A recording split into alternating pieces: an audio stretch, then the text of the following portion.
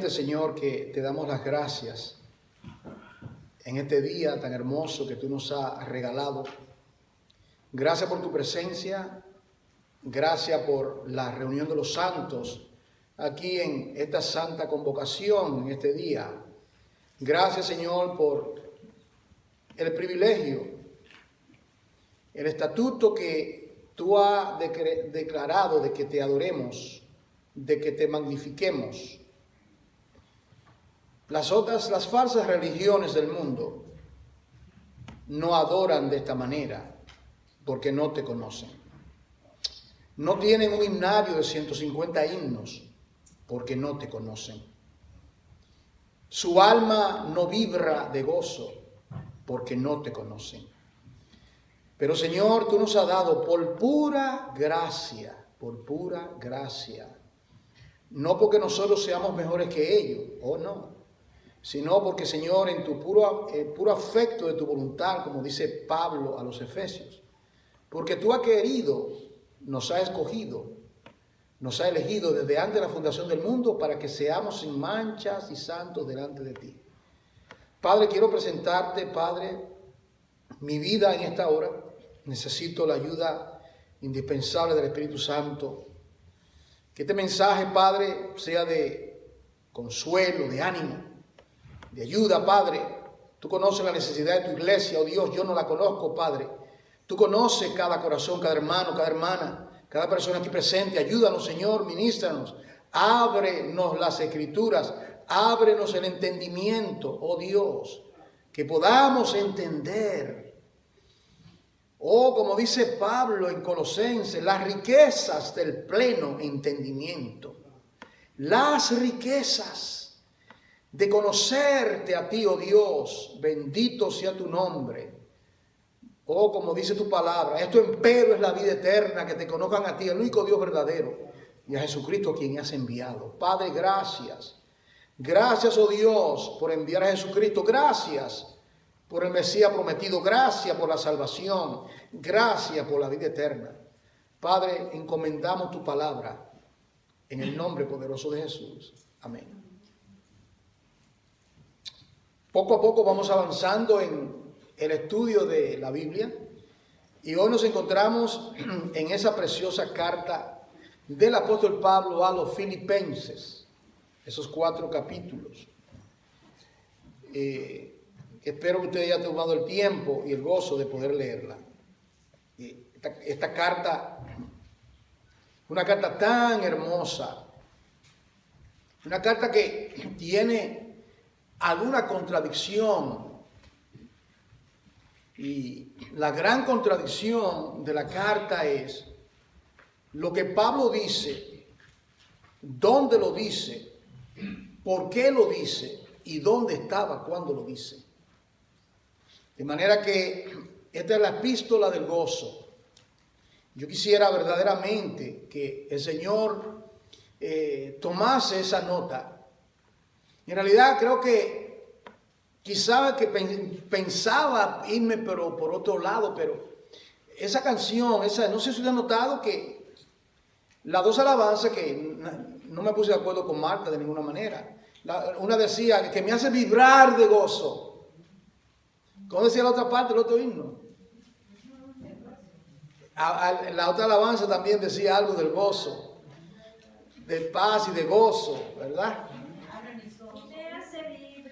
Esa parte, pero en la otra alabanza decía otra cosa. La otra hablaba del gozo también. Bendito sea el Señor. Gozo, gozo. Gloria al Señor para siempre. Primeramente, yo quisiera, la manera que voy a hacer este mensaje, yo quisiera primeramente darle a ustedes el contexto histórico, porque es la manera apropiada de cómo se formó esta iglesia, la iglesia de los en Filipo. Y lo primero que vamos a hacer es que nosotros vamos a ver quiénes eran los miembros de la congregación, dónde se encontraban, quiénes se convirtieron. Y para ello vamos a durar un poquito de tiempo en Hechos capítulo 16 primero, lo cual yo le invito a todos a Hechos capítulo 16, y a mitad entonces entraremos aquí a Filipenses.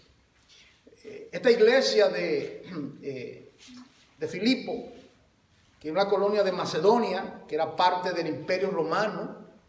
Aproximadamente en el año 52, el apóstol Pablo fundó esa congregación en uno de sus viajes misioneros. Ustedes saben que el apóstol Pablo salió de Antioquía y dio su primer viaje misionero, y lo que Pablo hacía era que luego que él iba y establecía congregaciones, él regresaba a su sede o a la iglesia madre, que era allá en Antioquía. Ahora él va en su segundo viaje misionero, el año 52 aproximadamente. O sea, esas fechas que usted ve en la Biblia de Estudios son fechas aproximadas. En toda mi Biblia uno dice 52, 51 aproximadamente.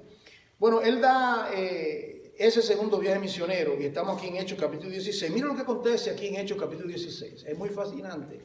Yo quiero que usted entregue su corazón. Dice el versículo 6. Primeramente es importante que vea cómo él se encontró con Timoteo. Él conoce a Timoteo, usted lo ve en el capítulo 16, versículo 1. ¿Lo ve ahí? Había cierto discípulo llamado Timoteo. Yo lo menciono porque él lo menciona en la carta a los Filipenses y porque Timoteo también tuvo que ver con la fundación de la iglesia en Filipo. Él fue uno de los colaboradores. Y aquí está Timoteo, joven. Dice aquí, ya sabemos quién era su abuela, su mamá, Loida, Eunice. Era un joven que había crecido desde la niñez, había escudriñado las escrituras, había crecido en la palabra de Dios, ¿verdad? El legado de instruir a nuestros hijos en la palabra de Dios. Mira lo que dice el versículo 2, daban buen testimonio, ¿ves? De él. ¿Quiénes? Todos los hermanos que estaban en Listra y Iconio.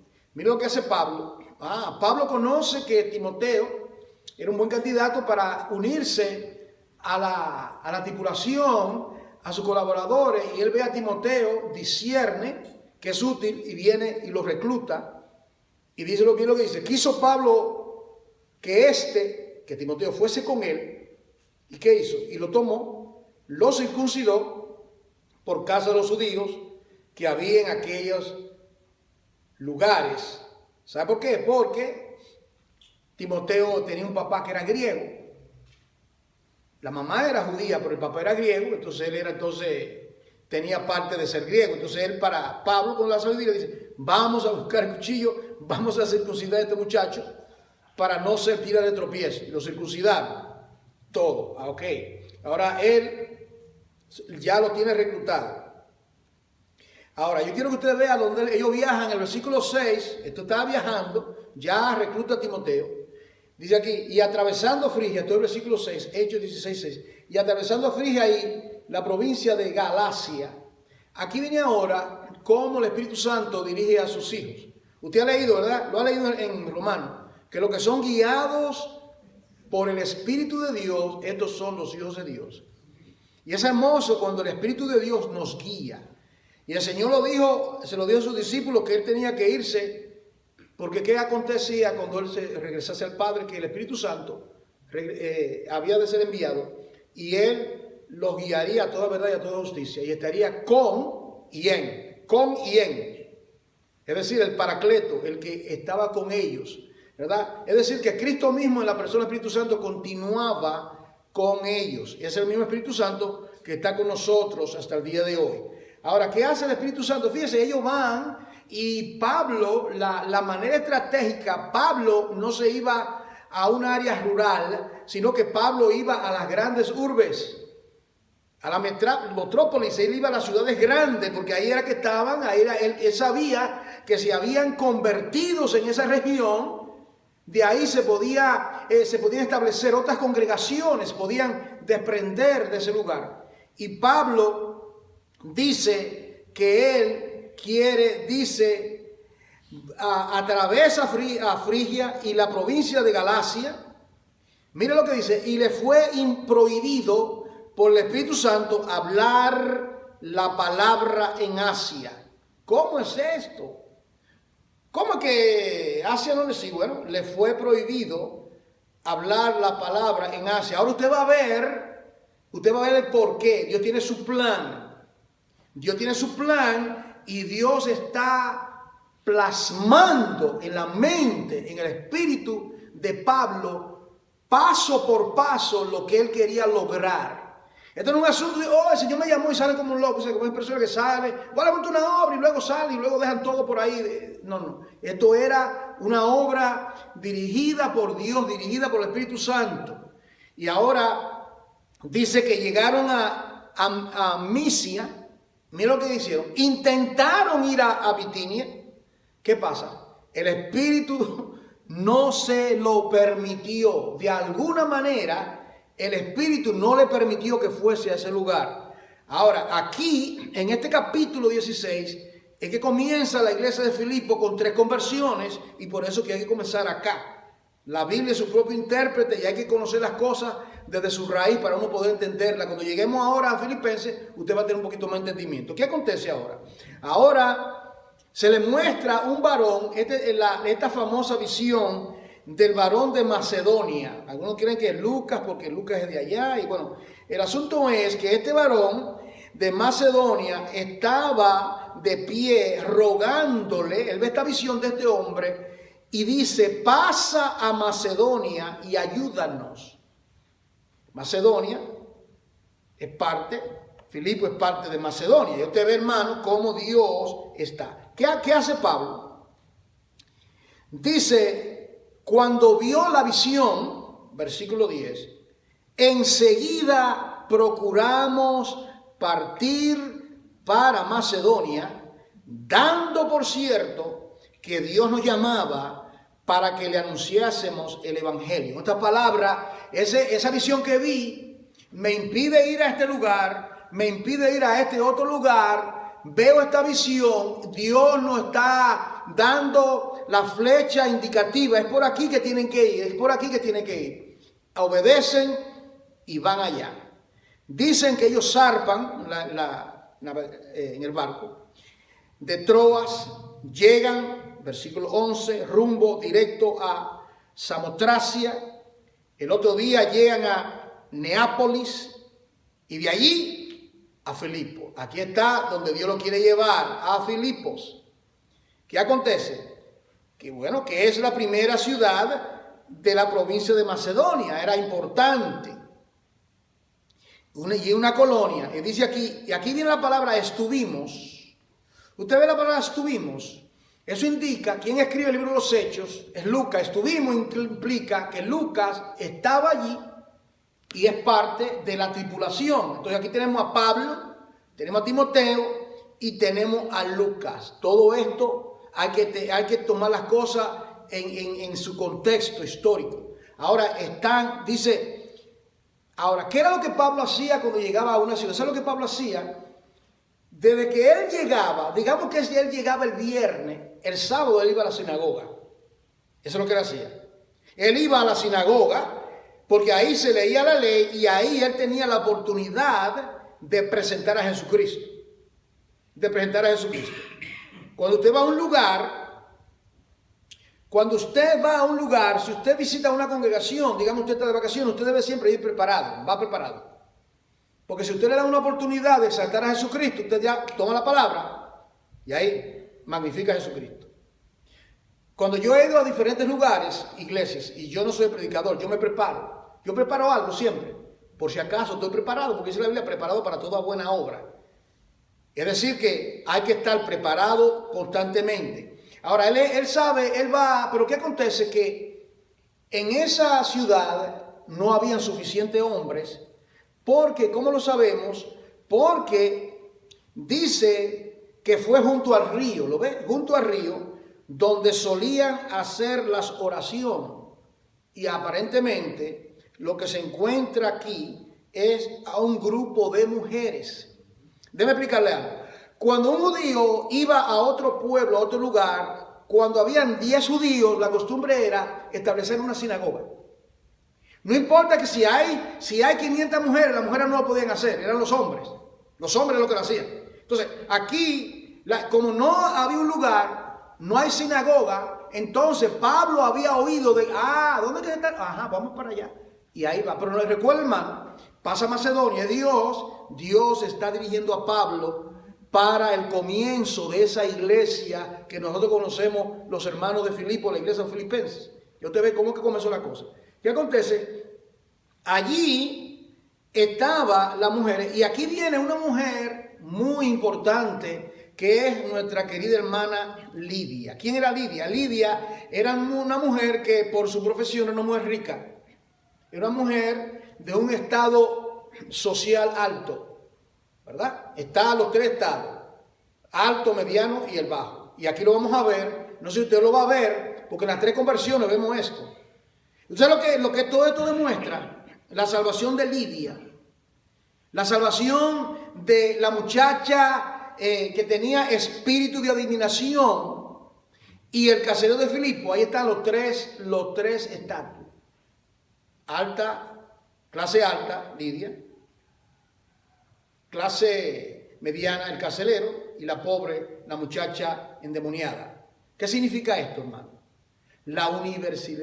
Que el evangelio es universal, que Dios no hace excepción de personas, que Dios salva a los ricos, a los pobres, a los blancos, a los negros, Dios salva, que Dios tiene un plan de alcanzar a multitudes de vidas, millares y millares de personas, y que el Señor no hace acepción de personas, y aquí lo vemos claramente. Ahora, la profesión de ella tenía un comercio que era de vendedora de púrpura, de teñir textiles. Eso era muy caro, hermano. Es decir, que esta mujer era una negociante, trabajaba, era su trabajo. Y dice que ella era de la ciudad de Tiatira. Y miren lo que dice de ella. ¿Qué dice de ella? Que adoraba a Dios. Y ella adoraba a Dios, pero aparentemente es como mucha gente. Yo creo, pero todavía no había llegado la plenitud del evangelio, y Dios la tenía a ella señalada para la vida eterna, a ella y a su casa también. ¿Y qué acontece? Pablo comienza ahí mismo, Pablo se reúne al culto de oración, al lado del río están ellos, están al lado del río. Y ahí Pablo comienza a hablar la palabra. Aquí hay algo muy importante con relación sobre la soberanía de Dios en la salvación de lo que se pierde. Yo se lo decía a los hermanos en la clase anterior, hace 1 hora y media. ¿Qué determinó que usted sea salvo? ¿Usted o Dios? Mire que ella era una mujer religiosa. Mire que ella dice que adoraba a Dios. Pero aparentemente todavía no había llegado, porque aquí dice que Dios le abrió el corazón. Si Dios le abrió el corazón, entonces el corazón estaba cerrado. Y yo leo en el Apocalipsis, yo leo de uno que dice: yo soy el que tengo la llave de David, el que abre y nadie cierra, y el que cierra y nadie abre. Entonces, el Señor es soberano y le abrió el corazón a Lidia, a esta mujer, para que le viniese la fe que viene por el oír, y por el oír, por la palabra de Dios. Oye la palabra, ¿y qué acontece? El Señor la salva. Segundo, el que creyere fue bautizada. ¿Quién me oyó? Su familia. ¿Y qué hace ella? Le ruega y le dice a Pablo y a los que andaban con Pablo, le dice ella: si habéis juzgado que yo sea fiel al Señor, entrar a mi casa y posar, no se vayan, no sigan en su viaje, quédense en mi casa. Típico, ¿verdad? Quédense en mi casa. Es decir, que ella tenía una casa bastante grande, si podía albergar a su familia, a Pablo, a Timoteo, a Lucas y a otros que estaban ahí. Es decir, que era una persona que podía hacer esto. Ella usó su casa, sus recursos, sus bienes. Es decir, que eso es algo que debemos entender, que lo que nosotros tenemos, es decir, que lo que tú tienes materialmente, lo tienes porque Dios te lo dio, y es para que tú glorifiques a Dios. Tus habilidades manuales, porque Dios te lo dio para que tú glorifiques a Dios. Tus habilidades intelectuales, tus conocimientos, todo lo que tú tienes es porque Dios te lo ha dado, y Él quiere que lo usemos para que sea glorificado. Ese es el fin. Ese es el fin. Ahora, ¿qué acontece? Ahora, dice que se quedaron allá. Versículo 16. Aconteció que mientras íbamos a la oración, otra vez, viene ahora y le sale al encuentro una muchacha con espíritu de adivinación. Esta es la segunda conversión del capítulo 16. Espíritu de adivinación. Y esta muchacha le daba ganancia a sus amos adivinando. Ustedes saben, ¿verdad? Usted ha visto esos letreros, ¿verdad?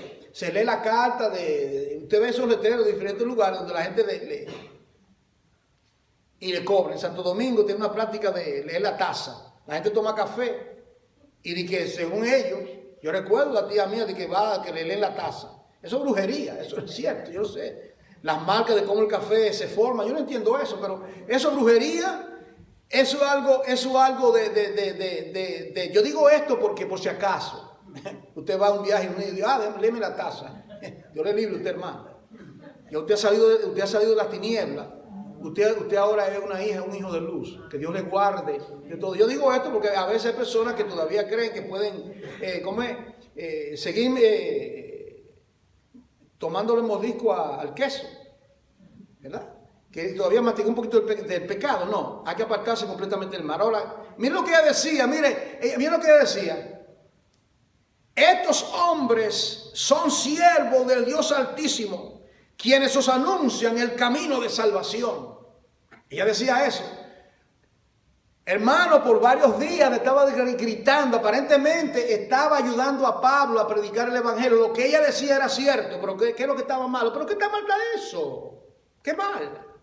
Bueno, que ella estaba adivinando, movido por el espíritu del diablo, y a la misma vez estaba diciendo esto. Entonces ellos querían asociar.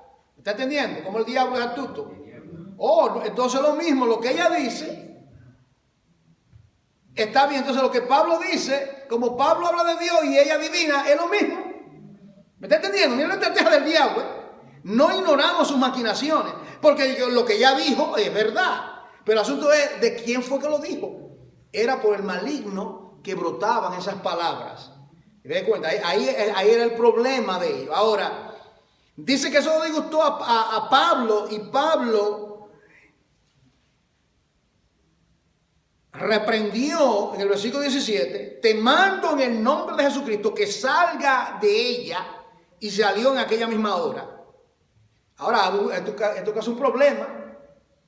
Y el problema era que los amos, ahora ella dejó de adivinar y cesó la plata, el negocio que tenían, ¿verdad?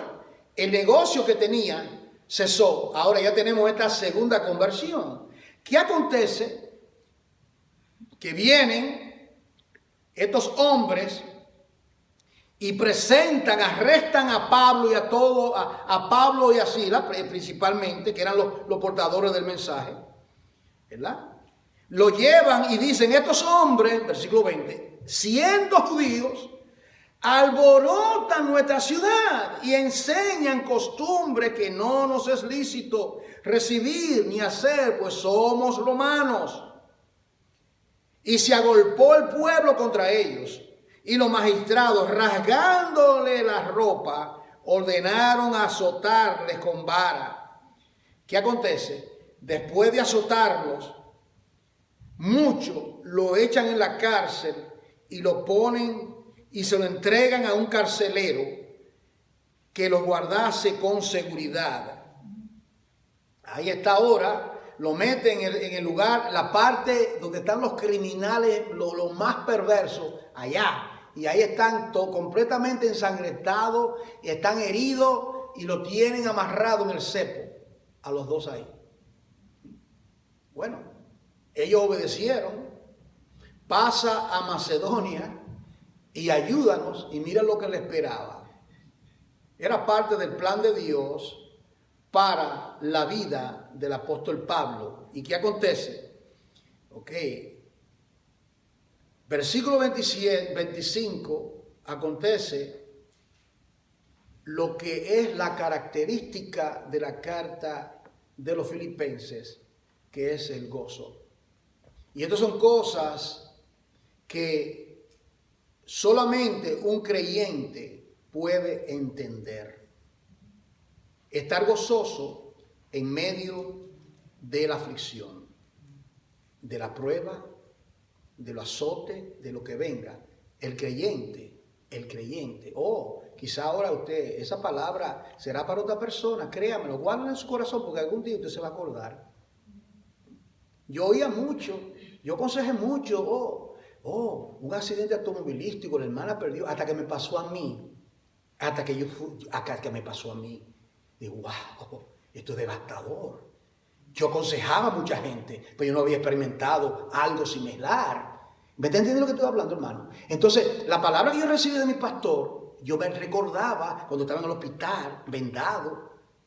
¿Entiendes, hermano? Yo no, en ese tiempo, hermano, es muy bonito, predicaba y enseñaba, pero cuando viene el momento, así que coja la palabra hoy, depositémosla en el corazón, cuando el día venga, ya la tenemos y estamos preparados para todo, venga lo que venga. Aquí ya ellos están ahí atados, están sangrentados, y ahora ellos comienzan a cantar. Mire, pero a medianoche, hermano, a medianoche, orando Pablo y Silas, mire esto, cantaban himnos a Dios. ¿Y quiénes los oían? ¿Y cuál es el contenido de los himnos que ellos cantaban? El salterio, tiene que ser el salterio. Era judío, Pablo era judío. Y Silas, en otras palabras, ellos cantaban los salmos. Ellos cantaban los salmos, eso es lo que cantaban. Y los presos oían. ¿Y qué acontece? De repente, un gran terremoto. Ahora, hay algo muy extraordinario en este terremoto. ¿Usaron lo extraordinario de este terremoto? Que el terremoto aparentemente solamente fue en la cárcel. No sé si usted ha captado esto. El terremoto solamente fue en la cárcel. Es decir, que no fue un terremoto como los terremotos que acontecen. Esto fue un terremoto causado por Dios con un propósito definido de salvar allí a este hombre, este carcelero y su familia. Y esta es la tercera conversión y así se formó la iglesia de Filipo.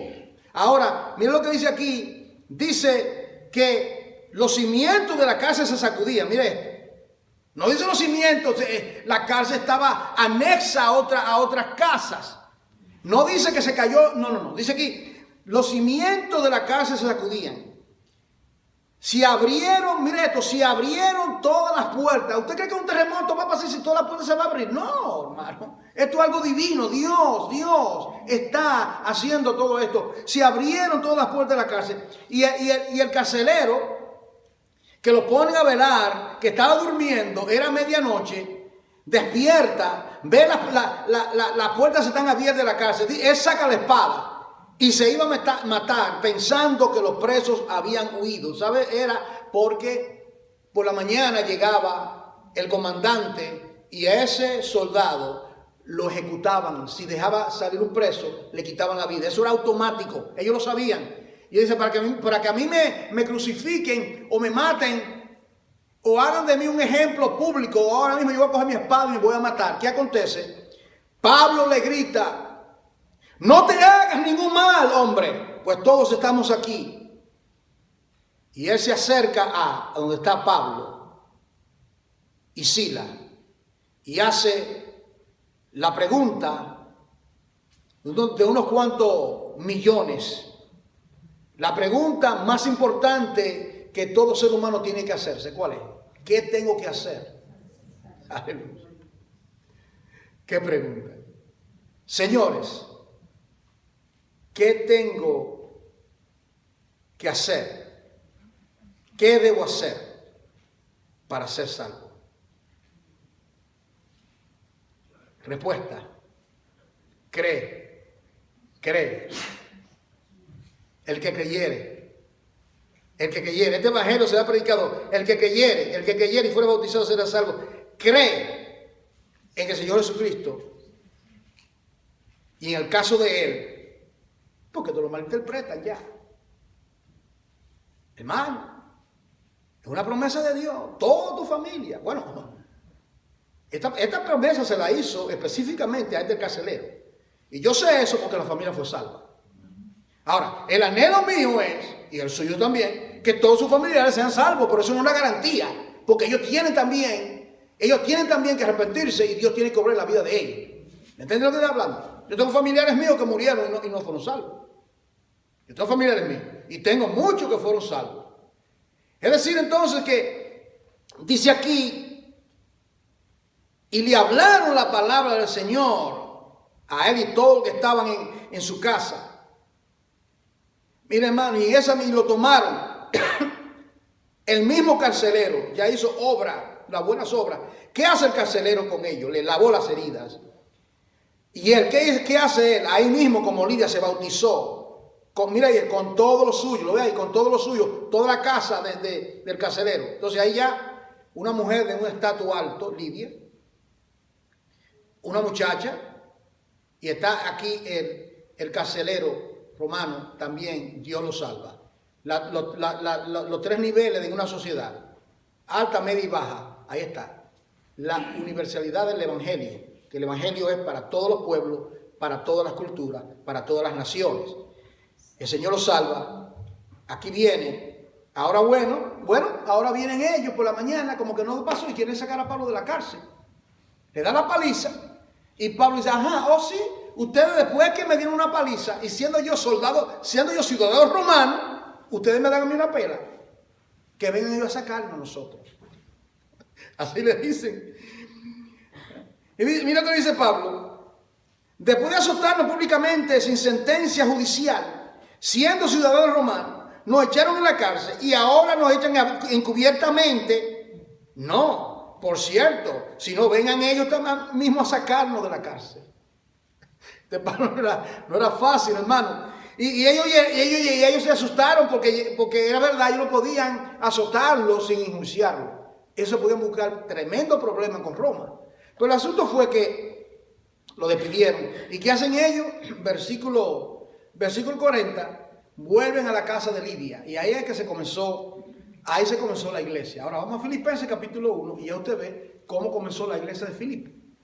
Ahora, han transcurrido aproximadamente 10 años y ahora el apóstol Pablo se encuentra una vez más, el apóstol Pablo se encuentra preso en su segundo encarcelamiento, que creo que fueron por 2 años, donde él tenía cierta libertad de poder recibir a personas. Entonces, el apóstol Pablo se encuentra en Roma preso y estos hermanos, esa iglesia que ya tenía ese tiempo, envían a un hermano, un líder, Epafrodito, lo envían a la cárcel donde está Pablo con una ofrenda para ayudar a Pablo, para sostenerlo. Y también para que Epafrodito se quedase con Pablo y lo atendiese en sus necesidades. Ese es el propósito de la carta. Es decir, que Epafrodito llega allá a donde se encuentra Pablo, le lleva y dice, hermano, una de las cartas más hermosas, todas las cartas tienen una característica, un sabor, un propósito. Recuerda la carta de Gálatas insensato. Los Corintios, recuerden Corintios, 10 problemas le dice Corinto. Y usted va a ver la próxima semana Colosenses, pero esta es una iglesia verdaderamente digna de admirar. La manera que ellos amaban al apóstol Pablo, que era su pastor. Amaban a Pablo y él estaba preso. Y ellos eran una iglesia que se componía, era una mixtura, había paganos ahí, habían judíos, era una mixtura, los componentes de esa iglesia. Mira, Lidia era miembro de la iglesia, la muchacha, también el carcelero de Filipo, la familia, y otros que fueron ganados.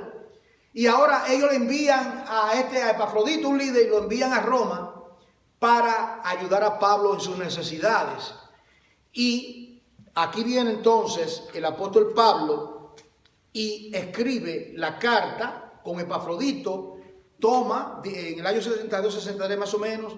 Ahora viene Pablo en la cárcel, a lo mejor se la dictó a Epafrodito la carta o a otro que estaba con él. El asunto es, él estaba preso ahí y ahora viene y le escribe la carta. ¿Qué dice la carta? La carta comienza de esta manera: Pablo y Timoteo.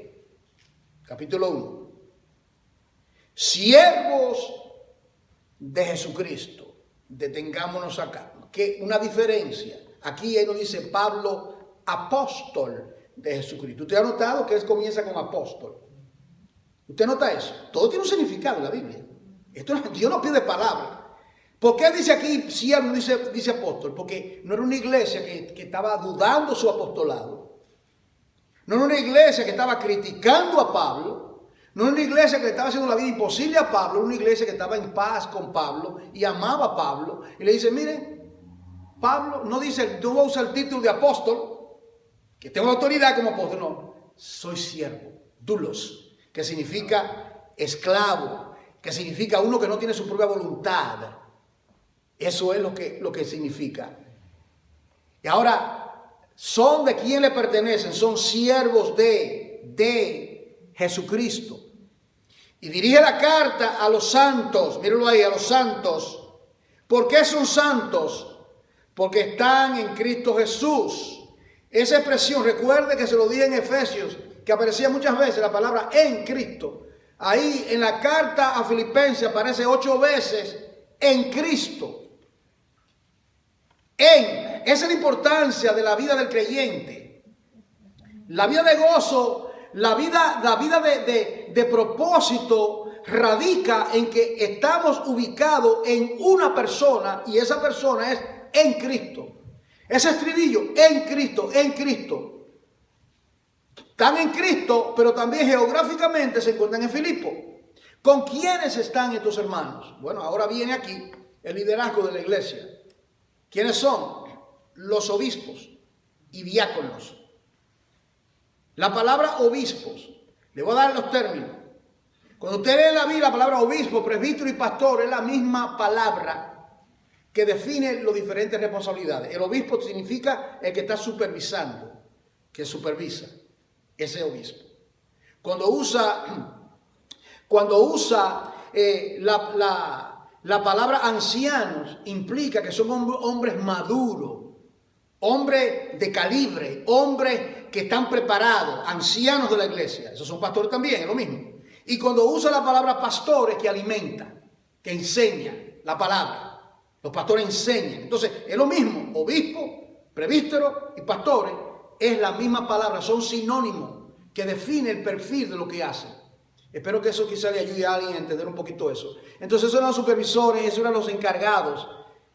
Y lo que hace Pablo es que le dice gracia y paz a vosotros de Dios nuestro Padre y del Señor Jesucristo.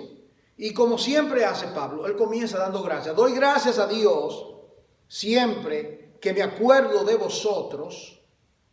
Recuerden, hermano, que le he escrito esta carta para agradecerle porque le habían enviado a Epafrodito con esa ayuda. Mira, hermano, escribir una carta para dar gracias. Mire esto, hermano. Básicamente, para dar gracias, para hablar también de que había un problemita en la iglesia. Habían 2 hermanas que no se llevaban bien ahí.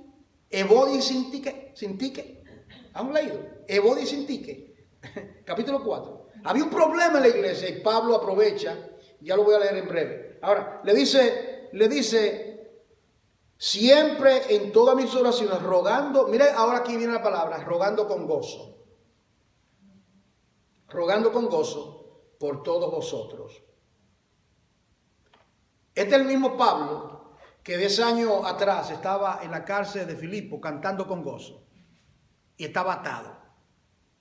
Este es el mismo Pablo que está ahora en la cárcel de Roma y está orando con gozo. Dios mío, ¿cuál es el secreto, Pablo? Yo quiero saber esto, yo quiero saber. Porque la tendencia del creyente es quejarse siempre. Y la razón es que el gozo de Pablo no está atado a la cadena, está atado a Cristo. No sé si entiende. Pablo había recibido ese gozo del Señor. Y el gozo del Señor, que dice, el gozo del Señor, mi fortaleza es.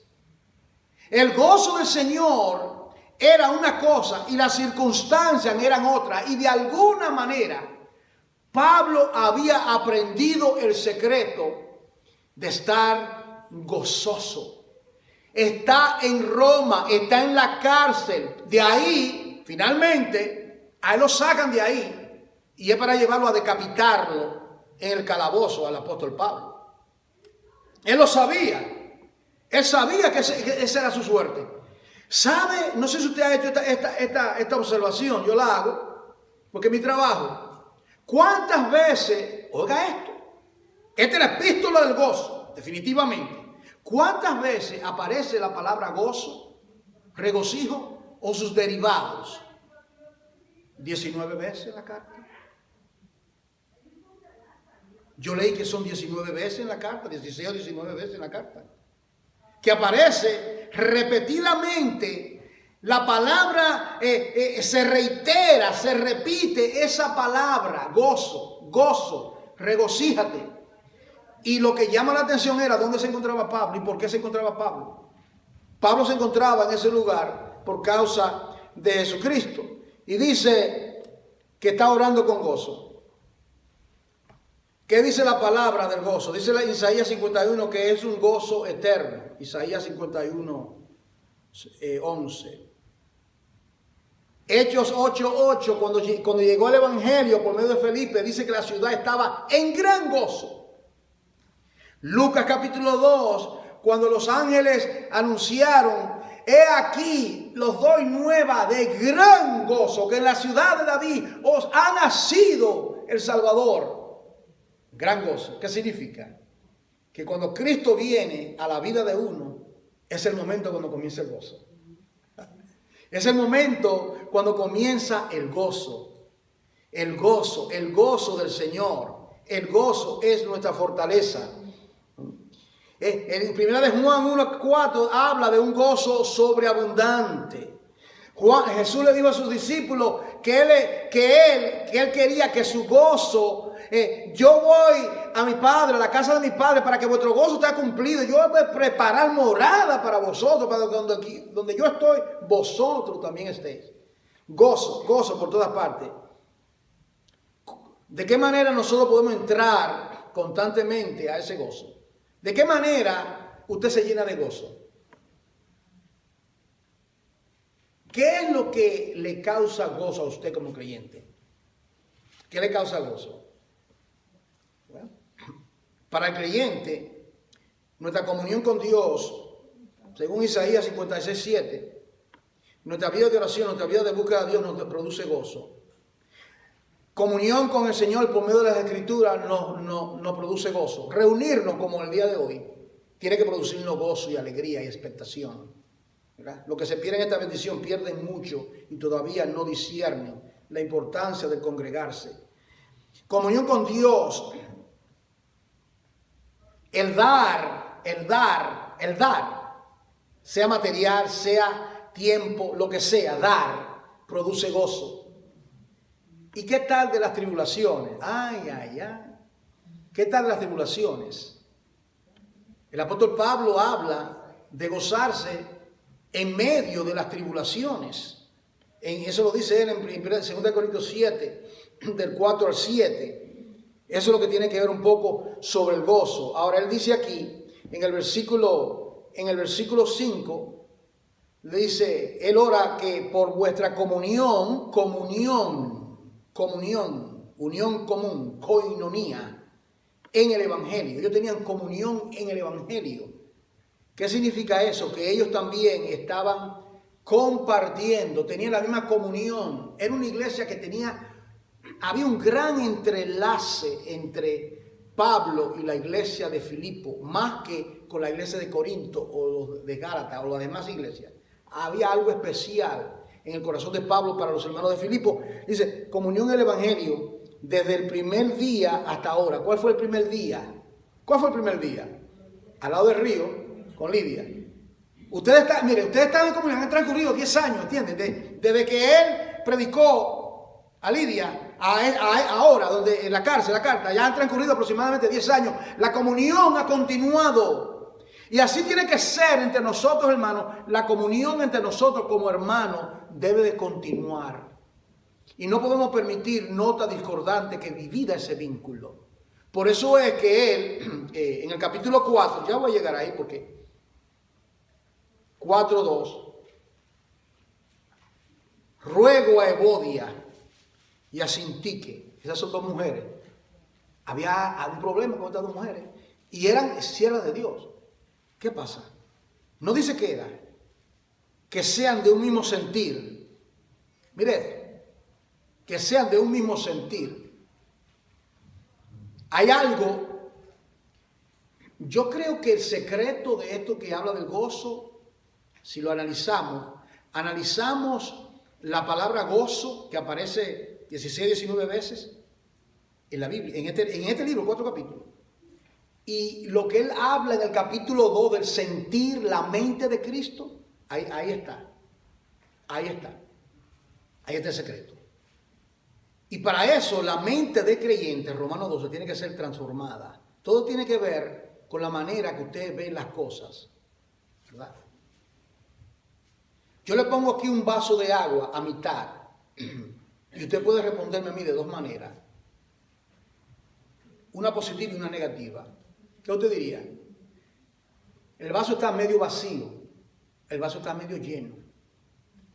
¿Cómo dicen en el pronóstico? Usualmente, el día estará parcialmente nublado. Si está parcialmente nublado, ¿qué significa? Que está parcialmente soleado. ¿Usted está entendiendo? ¿Me están entendiendo? O sea, ¿por qué no dice el día estará parcialmente soleado? Si me dice parcialmente soleado, yo entiendo que estará parcialmente nublado. Pero no, es algo ya de mirar todo de una manera lúgubre, de una manera negra, de una manera... No. Entonces, en la vida del creyente, nosotros, si nos dejamos arropar por el mundo, cantamos al tono del mundo. Todo un pesimismo y todo una negatividad, todo. ¿Verdad? Entonces dice, ruego a estas dos mujeres, voy sin ti, ¿por qué? Porque, bueno, le dice el versículo 3, así no te ruego también a ti, compañero fiel, que ayude a estas, que le ayude, que combatieron juntamente conmigo en el evangelio, eran siervas, mire hermano, eran siervas. Combatieron allá, cuando estaba él allá, eran mujeres colaboradoras con Pablo, que no haya, porque una cosa es, mire hermano, una cosa es que nosotros podemos diferir en una opinión sobre algo, usted y yo. Pero tenemos que buscar la manera de cómo estar al unísono en el sentir en Cristo Jesús. Ahí es el asunto. Podemos tener una opinión diferente. Podemos hablar de diferentes cosas, de cultura, de lo otro. Y usted puede diferir a mí. ¿Verdad? Usted puede diferir a mí. Está bien, no hay ningún problema en eso.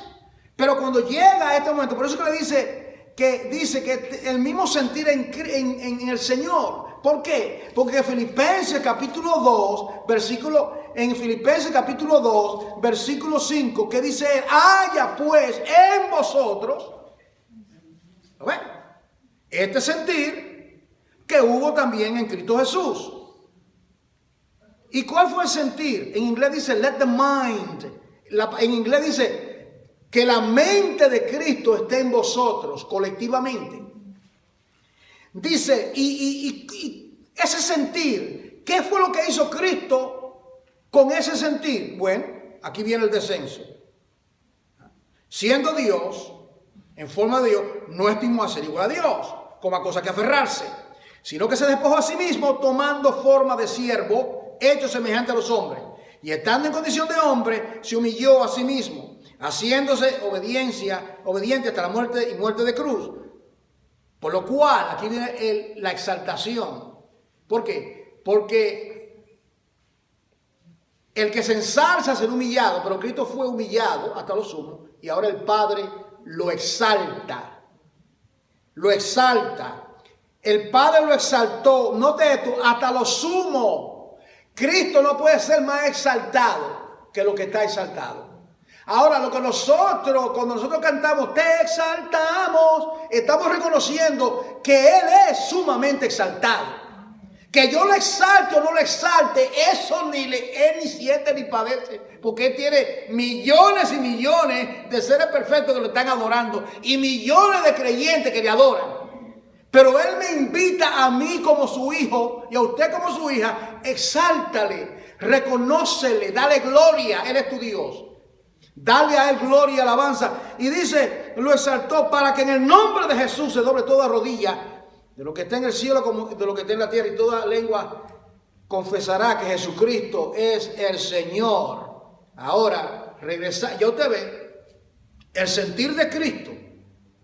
Entonces, Pablo definitivamente tenía el sentir de Cristo cuando él no pensaba en sí mismo, sino que pensaba en los demás, y le dice a Evodia, a Sintique, mire, ustedes son mujeres, siervas de Dios, que trabajaron conmigo, por favor, que resuelvan esa desavenencia. No dice lo que fue, que tengan el mismo sentir. Estaban ellas, ¿verdad? ¿Cómo que dice en Puerto Rico? Como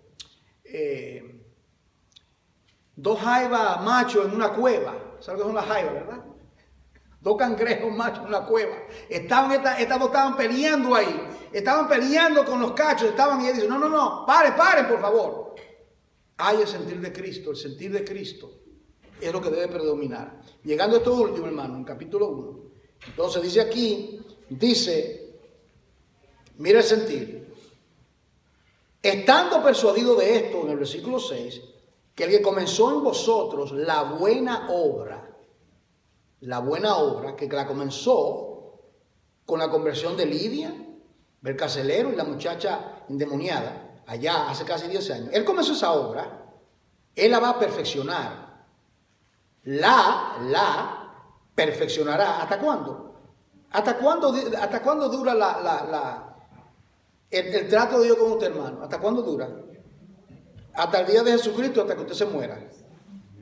Como me es justo sentir esto de todos vosotros, por cuanto os tengo en el corazón y en mis prisiones, y en la defensa y confirmación del Evangelio.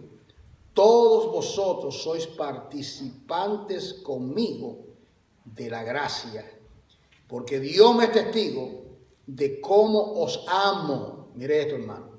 Dios me es testigo de cómo os amo a todos vosotros con el entrañable. Mire esto, hermano. Yo creía que se amaba con el corazón, la víscera, hermano, el vaso, la páncreas, el hígado, todo aquí. Entonces, cuando usted se asusta, es aquí, usted siente, no es acá, es aquí. Aquí, las vísceras, las entrañas, la parte íntima, la parte más interna de uno. Dice, con el entrañable amor de Jesucristo. Y le dice, y esto pido en oración, que vuestro amor abunde aún más y más en ciencia y en todo conocimiento, para que aprobéis lo mejor. Mire esto, aprueba lo mejor. Se te presentan dos cosas, o tres. Aprueba lo que es mejor con el discernimiento que viene por las Sagradas Escrituras, ¿verdad? Usted puede discernir qué es lo mejor, a fin de que seáis sinceros e irreprensibles para el día de Cristo. Mire que lleno de qué? De fruto de justicia, que son por medio. Mire esto, Jesucristo, ¿usted lo ve, hermano? Por todas partes, por medio de Jesucristo, para gloria y alabanza de Dios. Quiero que sepáis, hermanos, aquí viene ahora esto, que todas las cosas que han sucedido, todo lo que a mí me ha pasado, ¿usted cree que eso es coincidencia? Usted ha oído a veces esto, ¿verdad?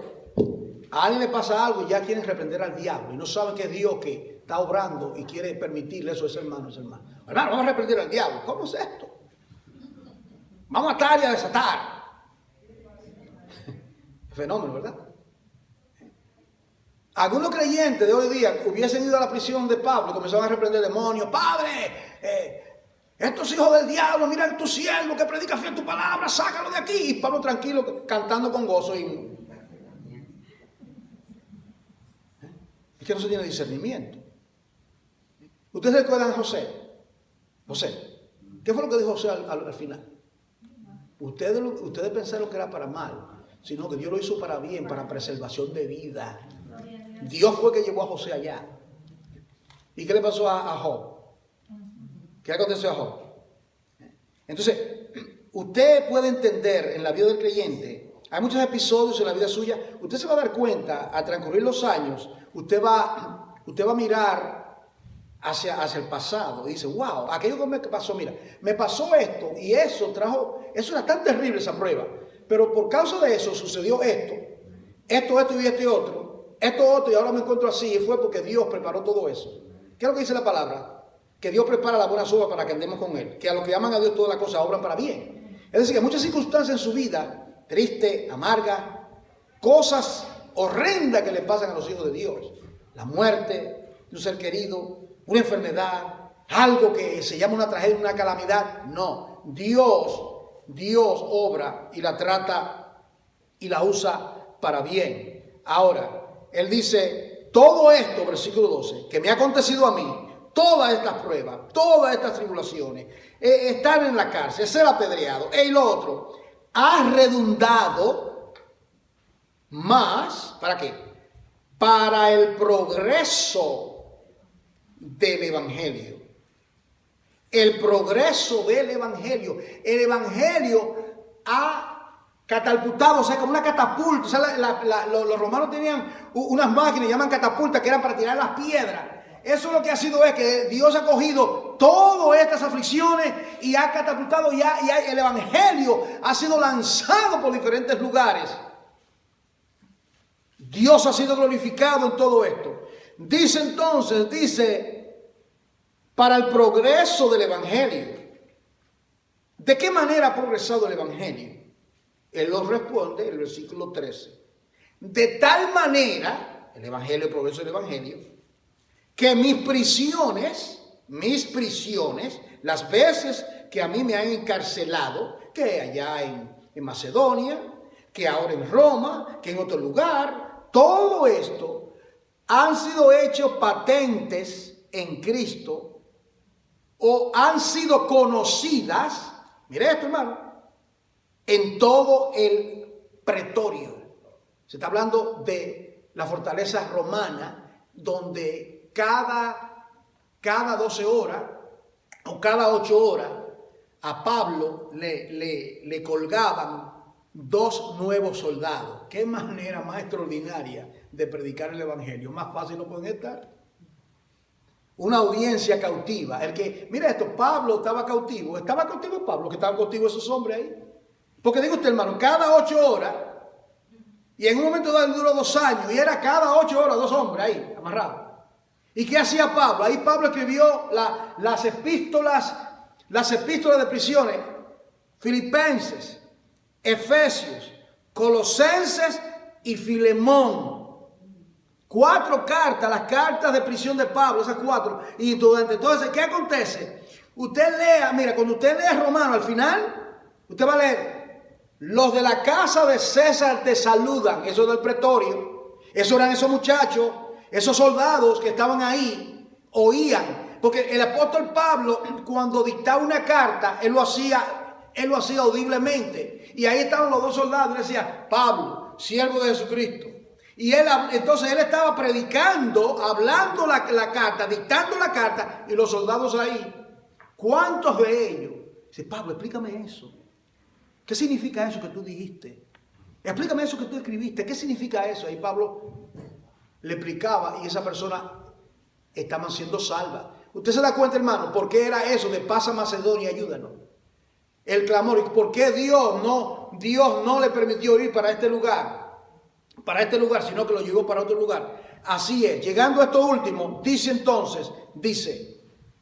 ¿qué acontece ahora con todo esto? Bueno, 14. La mayoría de los hermanos, cobrando ánimo en el Señor, ellos se animaban por Pablo, tomando ánimo en el Señor. Con mis prisiones, mire esto, con mis prisiones, Dios usó la prisión de Pablo para animar y para que el Evangelio sea avanzado, que el Evangelio alcance a la persona. Y solamente el Señor conoce en la vida suya, amado hermano, y en la mía, las cosas que le acontecen a uno. Los eventos en la vida suya, la muerte de un ser querido, que pasó esto, que te fuiste para otro lugar, que pasó esta prueba, que pasó esta enfermedad, que esto aconteció, que esto otro, y luego Dios usó eso para Él llevarse gloria y hacer lo que Él tenía que hacer. Yo siempre, cuando veo esto, lo veo en el contexto de la salvación de los seres queridos de nosotros. Cómo nosotros nos angustiamos porque nosotros le predicamos. Yo sé que usted le predica a la familia, usted le habla a sus familiares, usted le comparte. Ellos siempre quieren, que venga para el cumpleañito del niño, que venga para acá, que la fiestecita, pero ellos nunca quieren venir con uno. Ellos nunca, usted lo invita y lo invita y lo invita, ellos nunca quieren, ¿verdad? Y bien, nosotros vamos, nosotros estamos porque son familia de uno, no tiene que compartir con ellos. Pero, ¿usted cree que esas oraciones y ese evangelio queden en vano? Al tiempo que Dios tenga determinado, Dios salvará alguna de esas vidas. Dios salvará. Yo le he contado, fueron 16 años por mi mamá. Y le predicaron en Santo Domingo, le predicaron aquí, le prediqué yo, le prediqué a mi prima, le prediqué, trajimos al pastor de la iglesia. Nada, esa vieja estaba dura, como un coco. Y donde yo me lo pensaba, ¿dónde? En Puerto Rico. Nosotros tenemos familia en Puerto Rico.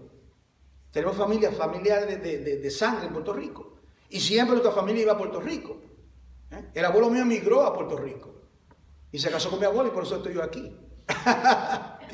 ¿Entiendes? Entonces, hermano, es la manera que Dios obra y luego viene de Puerto Rico, salva con una bibliota.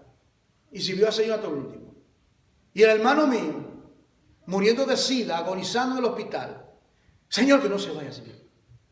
Y él quería que yo lo bautizara. ¿Usted ve, hermano? 6 meses antes. Alguien le llevó el evangelio según San Juan y se lo leyó completo en el hospital, hermano. Y él me llama y él me dice a mí que fui yo que lo hice. Digo, Luis, no, yo voy hoy a verte. No, fuiste tú me leíste. Y es verdad, cuando yo llegué, ahí estaba el librito. Yo digo, bueno, a lo mejor fue un ángel de Dios que te envió. Para que oiga la palabra de Dios. Y hace más de 20 años que está en la gloria, hermano. Quería ser bautizado. Yo le digo esto para que cobremos ánimo y no vamos a permitir, no permitamos. Esto para mí, yo me expliqué esto mucho para mí, esto aquí. Porque tendemos a quejarnos por muchas cosas. Tendemos a estarnos quejando y no vemos, hermano, lo glorioso, las bendiciones espirituales que tenemos en Cristo. La razón para tener gozo. El gozo, mire, Él le dice en un momento dado, os vuelvo a decir, regocijaos en el Señor, regocijaos. En otras palabras, como si no lo oyeron, lo vuelvo y lo repito, regocijémonos, hermano. Regocijémonos en el Señor, regocijémonos en la salvación, regocijémonos en la hermandad que tenemos, regocijémonos en las tribulaciones, en la prueba. Estamos tristes, ¿verdad? Porque ahora como un miembro se estén tristes, porque nuestra hermana María, uno llora, le salen las lágrimas, eso duele. Pero nosotros ¿de qué nos regocijamos? Que es una sierva de Dios. ¿De qué nos regocijamos? De los recuerdos con nosotros. ¿De qué nos regocijamos? Que sea que vivamos o que muramos, somos del Señor. ¿Se da cuenta? Nosotros nos regocijamos en el Señor, nos regocijamos en el Señor. Y esa es la vida, y es la vida. Y nosotros vamos a una funeraria. Nosotros ya estamos en la funeraria con el hermano Miguel allá, compartiendo. Y yo me regocijaba de los testimonios y los cánticos de las hermanas que estaban cantando al frente.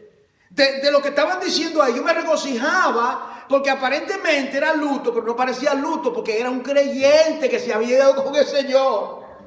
Bendito sea Dios. Y uno se regocija saber que esa persona está en Cristo Jesús. Que Dios sea glorificado. Vamos a orar. Padre, hay tantos que podemos seguir diciendo, pero hasta aquí tú me permites hablar y es así. Señor, gracias por el gozo de nuestro Señor, porque el gozo del Señor es nuestra fortaleza. Gracias, Padre amado, por la carta a los Filipenses. Gracias por Pablo. Gracias por las veces que él reitera la palabra gozo. Gracias, Padre. Esta palabra de hoy tenemos que guardarla por cuando vengan los días de la prueba, que ciertamente vendrán según pasan los años. Fortalece a tu iglesia aquí presente, Padre. Glorifícate. Oh Dios, que en todas las cosas el glorioso nombre de Jesucristo sea glorificado. En su nombre te lo pedimos. Amén.